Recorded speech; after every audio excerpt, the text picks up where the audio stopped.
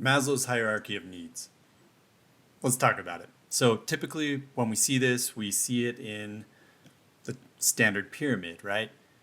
Well, that model really doesn't work. And in fact, Maslow never really intended it to be designed as a pyramid, a structure like this where there's layers and steps to our progression to our true potential. He did describe it as a hierarchy and stated that some needs are fundamental and primary to other needs, such as our physiological needs. But the challenge is there's never been a great model to describe all this. Now, there are some other models out there. I know great work by people like Scott Barry Kaufman, who has the sailboat model and several other models. But I've still, I go into Maslow and I understand the essence of it, but the model just wasn't doing it. And I see this all over the place. You know, people are using this in curriculum for school, nursing programs use it, all the psychology classes, especially Psych 101, college, high school, they all are going to go into this. And I don't think the model truly captures what it's all about, what Maslow really intended. So I've come up with a better model. I'm not saying this is the model. I'm saying this is an improved model. You know, it's a step towards the right direction, and I think it helps us understand the model better. I think it helps us understand what Maslow really intended to communicate and what he was discovering. Because, as we know, he was in the process of developing this when he passed away. He was currently working on that self-transcendence piece that we're going to go into today. So stick around to the end. We'll talk more about self-transcendence, but let's go through the steps. So the model, traditionally it's a pyramid. We're going to replace that with something more dynamic, more alive, more akin to what human development looks like. But it's also something that's really universally standard understood by anybody. And it's a tree. It really helps drive home a lot of these points to me, especially those higher levels. So let's talk about it. A tree is based on nature. It's adaptive, it's dynamic, it's reflexive, it responds to its environment, and it has to change as it grows. And it looks different depending on the environment that it's in over time. That's similar to human development. So I think starting out, fundamentally, the model is more adaptive. Side note though, every model is going to fall apart at some point. So it's just a model. Think of it like this. So if we have a map of our environment, right? The map is not the territory. The map is not reality. The model helps us understand reality. The map helps us navigate reality, but it's going to fall short at some point. So we need to be able to extrapolate from the model to reality and recognize that it's not 100% going to be true all the time. Hopefully we can work through some of those limitations, but let's get into it. Here's the model. The tree starts out with, when it's a tiny seed, it's going to grow, first of all, one root, and then a shoot with leaves on it. The root represents the physiological needs. Those are things like water, air, food, clothing, basic necessities to keep us alive, right? These really do represent the roots well, because the roots feed and nourish the rest of the plant. That's how it harvests its nutrients, all the minerals it uses to grow, except for the carbon dioxide it gets from the air. But all the minerals, all the water come through the roots. It also helps, stabilize and build the foundation that the rest of the tree can grow on. So if we don't have our fundamental needs met, like air, food, water, it's really near impossible to start thinking about anything higher level. If you're really hungry, you're not going to be able to be creative the same way that you would. However, there's a few caveats here. I want to say, and this is where that pyramid model can be challenging, because in the pyramid model, it's kind of like Scott Barry Kaufman describes it as a video game, right? So unlock level 1, unlock level 2. That's not how it works in the real world. But roughly it does, right? Let's look at a few exceptions. So if your freedoms are critically limited and you don't have the option to satiate those fundamental needs, So think about like Viktor Frankl, right? He was in the concentration camps. He still found ways to reach those higher states of consciousness, those higher levels, because, and my theory is that it's because his freedoms were limited. He didn't have a choice. And so he was able to say, all right, well, my needs are met within the scope that I have freedom and access to, so now I can progress. When we have the freedom to choose, so if I'm sitting here at work and I'm hungry, I have the freedom to go choose to eat. My mind's going to go there, and I'm not going to be able to focus on creativity or whatever else is the higher level needs. That's a rough theory, and I think that it holds true in a lot of cases, but there are some exceptions to that, so it needs some refining. Let me know in the comments if you have ideas or thoughts about how to improve or refine upon that, and we can riff on that. All right, so back to the needs. Fundamental needs. I'm sitting at my desk, I'm hungry, I can meet that need. Now, another feature of this, with a tree, when it first grows, it develops that one tiny root, right? And then it starts to grow other roots and spreads out. Over time, the environment is going to change. So there may be a wet pocket over here in the spring, and then later in the summer, the water may disappear from this side and only be on this side. So what does the tree do? Well, it adapts to get the most nutrients and required sustenance that it needs. So that's how we evolved too, right? We can say, well, I've met my water needs. I've got, drank all the water I need for the day. Tomorrow, I'm going to drink more water. Well, what happens if the source of water that I have, the city puts out like a boil order or something? I've got to adapt to my environment. So I'm continually in this relationship with meeting these physiological needs, just like the tree is. The tree's always sensing and iterating itself to match the needs of the environment. We are too. And every one of these steps goes through that same process. I think it's very clearly stated with the roots example. Okay. They're dynamic, they evolve to match the conditions and meet the needs of the organism. We do the same thing. Moving on, we go to our safety needs. And this is represented by the trunk of the tree. Big, solid section that supports the entire rest of the tree. This represents things like physical security, financial security, emotional security. I think the trunk of a tree perfectly represents these safety needs because, the trunk, it's covered by this thick layer of bark all the way up. The bark is very thick on the trunk, thicker than the branches and anywhere else. And that protects it from environmental threats. So we have to have that sort of safety in our lives to be able to thrive. We need a good, reliable shelter. We need emotional security. We need to be able to have a perpetual trust that our systems are going to provide us with the physiological needs that we talked about. So we need a home that has water, right? Running water, clean drinking water. And we need the financial resources to ensure that we can pay those bills month after month. We need a retirement fund so that we know we can pay those bills on into the future. These are the sorts of things that security covers. And I think that bark, that outer bark layer, represents having those fundamental structures in place to ensure that our physiological needs are met.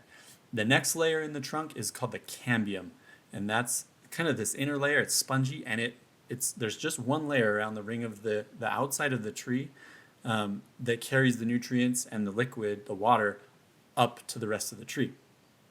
This transportation system, it's like veins, right? It's a bunch of arteries that carry stuff up the tree, out into the branches, and out into the leaves. You can think of this kind of like that stable system, right? It's a stable job. It's a stable source of income. It's health insurance. It's being prepared for crises and emergency events, having a backup savings so that when the car breaks down, you can get to work still. That's a sort of security that provides for these needs. The inner layer is woody and hard and solid, the heart of the tree, right? This provides structure and strength to the rest of the tree.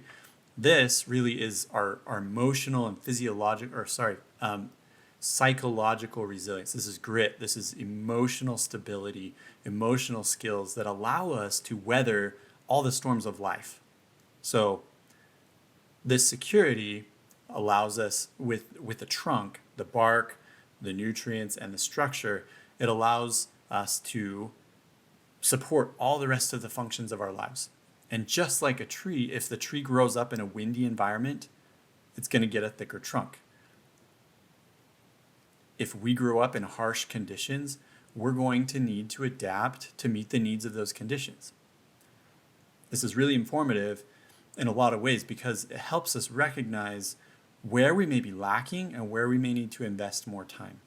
If we're getting blown around by life and we're emotionally labile and struggling to rise up every day, we're depressed and anxious, this may be the area we need to focus on. We go back down to those root levels and we look at, do I have the emotional strength and resources to reach my highest potential?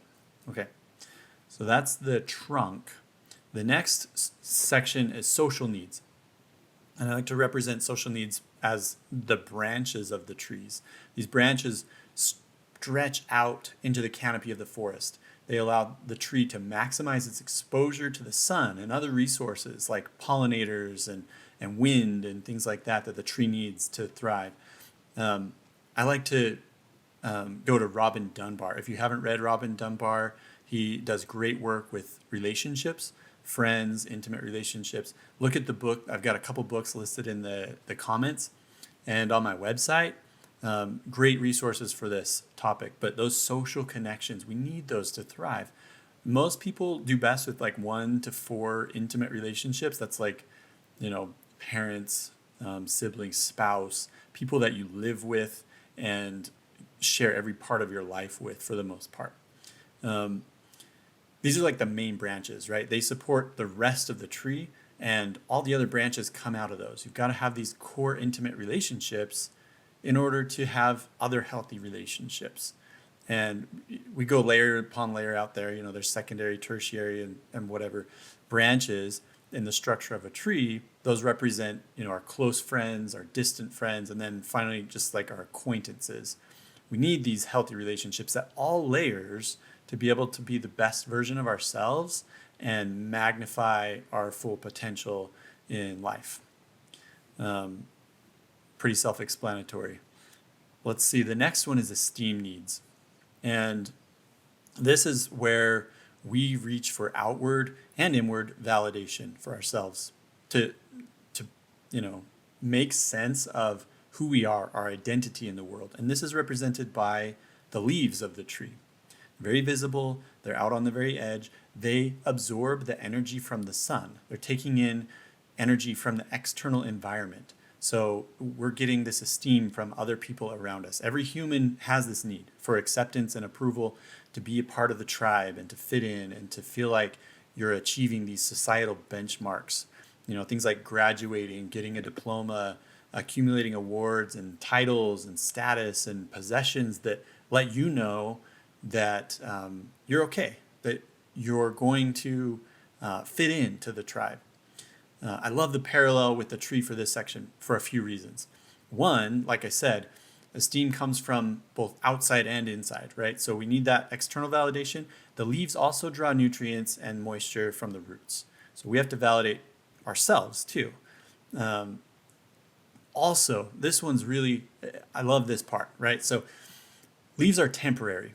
They're going to grow for a season, and then the tree's going to shed them. They're going to drop their leaves. Deciduous trees drop their leaves in the fall. They grow a new set in the spring.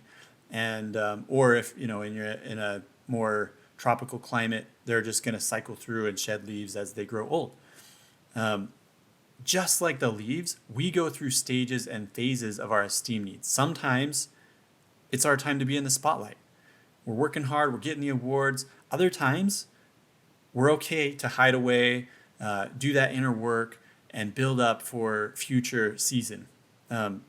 Leaves are also representative, that impermanent nature of leaves. It shows the impermanent value of external recognition, right? So if you build your identity on getting validation from others and finding your worth really in your external identity, it's going to limit your growth. Those leaves, if the tree holds on to its leaves forever, it can't grow. It's got to shed those and grow new leaves that match the new environment that it's in. And just like that, we need to continually recognize where our ego is at. Keep that ego in check. And when we need to, shed those old identities and those labels and move forward. Take a fall and winter break from the external validation and come back to it when the time's appropriate. I love that about this model. The next section is our cognitive needs, and those are best represented by the tree's roots and shoots. Okay, so on the tips of the roots and the tips of the branches, there are specialized cells on trees. They can sense their environment. This is pretty incredible. Trees don't have a nervous system like we do, but they do have the ability to sense. They can tell how much light they're getting, temperature, water. They can tell humidity, how close they are to other plants. They can even tell same species from different species, okay? And they grow accordingly. Some trees grow close to the same species and they avoid other species. And they're picking up different chemicals and different inputs from the environment. And this, for us, this is really cool because one, I think trees are amazing, but two, it teaches us that we need to be continually sensing our environment. We need to be making sense of it, understanding our environment, and then finding our placement in it, right? So we need to be continually looking at where we fit into our environment and adapting to it. We need to stay alert and awake and continue to learn. Here's a great example of that, current right now. AI, right? AI is a new thing that is outpacing pretty much all of us. And it's going to continue to do that. But if we don't continue to sense into that and learn how to make sense of that in our new world, we're going to get left behind. We may be replaced at our jobs or other things. We need to continue to do that throughout life and make sense of the world that we live in because it's changing and evolving. So those roots and shoots, those tips are important to our cognitive growth, always feeling our environment, right? The next one, aesthetic needs. Obviously, I don't know that there's any other piece of a tree but the blossoms that this makes sense for. Blossoms help the tree to attract pollinators so it can reach its full potential and produce fruit. So blossoms, they do this through a few means, right? Bright colors, visual patterns that we usually can't see, UV type patterns. They use attractive scents, sometimes disgusting to us, but whatever they're trying to attract, they're attractive to them, right? For us, we fulfill our aesthetic needs by surrounding ourselves with beauty. We create beautiful homes and consume acts of literature and art and music, and we're trying to fill ourselves with this beauty in our creative environment and also expressing that creativity. We need to, one, take it in, but also put it out. So engaging in that creative process is important to our development. And until we're able to do that, we're really not going to reach our full potential. And that leads us right into the next step. So the creative process oftentimes is where we find the greatest sense of flow. And flow is fundamental to the next step, which is self-actualization. This is where we really reach the height of our true potential. And this is akin to the fruit of the tree. The blossom, right, turns into the fruit after it's pollinated. So this is really the peak of what the tree can do. It produces fruit. The fruit contains seeds, or it is a seed or a nut or whatever it looks like, pine cones, all kinds of different fruit. But the point is it grows this so that it can perpetuate its own existence, right? The seed's going to get carried off somewhere and planted and grow a new tree. But if you look at just the tree, you're limited, right? This is all the tree can do, but that's not the entire picture. And this is one of the areas where I think this tree model really outdoes the pyramid model or some of the other models, because it forces us into the next step, right? Self-actualization isn't the end goal. it's the pinnacle of what we can do by ourselves. This is the fullness of who we can become. But the next step is more important. The next step is self-transcendence. Self-transcendence reaches out beyond the bounds of the tree, and it's represented by the interconnectivity of the tree with its surrounding environment, ecosystem, and the world at large. So let's look at some of these things. The fruit is the first piece to look at. That's reaching the fullness of our potential, self-actualization, right? What are we contributing to the world? What are we creating or bringing to with our gifts and our talents that we've been able to capitalize on as we've progressed? That fruit, in order to be beneficial, has to go out into the world. So birds, animals, bees, insects, whatever, are going to come and partake of that fruit. It's going to get scattered, the seeds are going to go out into the world, and it's going to grow into a new tree. I love trees for that reason. They give and they give. And just think about the poem, The Giving Tree. I don't necessarily agree with the fundamental principles of that, but look at the tree. The tree gives. The tree gives of its fruit. The tree provides shelter, shade. It's going to provide nutrients into the soil as the leaves drop to help other plants grow. It does so many things. And the whole picture is the tree goes beyond itself. The tree is not isolated to its own life. It is interconnected with every other organism in its environment and more broadly on the planet. So, we could go through the cycles of unity here, but that tree, the leaves decompose, grow other plants or mushrooms or whatever is in the soil, feed the tridivores that feed on those leaves. Those grow, feed animals, feed plants. The cycle goes on and on. Everything is one. Ultimately, we're connected to this system too. That's a huge part of this self-transcendence. So it's not just developing into a person who gives back to the world in the form of our talents and our gifts and service and community and compassion for others, but it's also recognizing the unity of the whole system. And those feed each other and they drive the entire process. And they say, okay, this unity is why we exist. It's to make our ecosystems healthy. It's not just to be the best tree we can be. The purpose of the tree, the purpose of the fruit, the purpose of the leaves, they all have a specific purpose for the organism, but they also serve a bigger purpose in the broader sense of the ecosystem. And that's really the fundamental of self-transcendence, reaching beyond yourself and seeing that your energy, your talents, your gifts are there not just for you. And when you have that, everything kind of shifts and you go back to the bigger picture model and you say, oh, I see where I fit into this map. And my values change and my understanding of my connectivity, like we said with the roots and the shoots, changes to the environment. And all of a sudden I have this new relationship of unity and of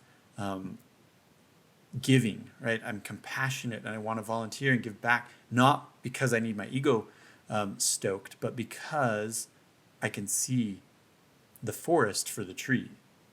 So I'm not just looking at the tree, I'm looking at the whole forest, I'm looking at the whole ecosystem and this continual loop of energy and flow. That's the beauty of this tree model, I think, that outshines any other model that I've looked at. So, I love it. But let me take us back to kind of why this matters, right? So, if you're interested in not only living up to your highest potential, but you also want to live with more impact and meaning and purpose in life. So, if your life, you may be at the peak of your game, but you're still not feeling that deep connection, that deep sense of meaning and purpose. This is probably the missing piece, this self-transcendence. So if you're feeling that, this model is the best one to guide your path. I wrote an in-depth article that explains a few more features of this, also has some other further reading resources if you want to check it out. It's on my website that's linked in the description. I also have a few books, like I mentioned down there. So if you found this helpful, if you think that this model could help others to to fill this need, right, of finding more meaning and potential in life, then please be sure to like and subscribe. This will help me create more content and get this stuff out in front of more people.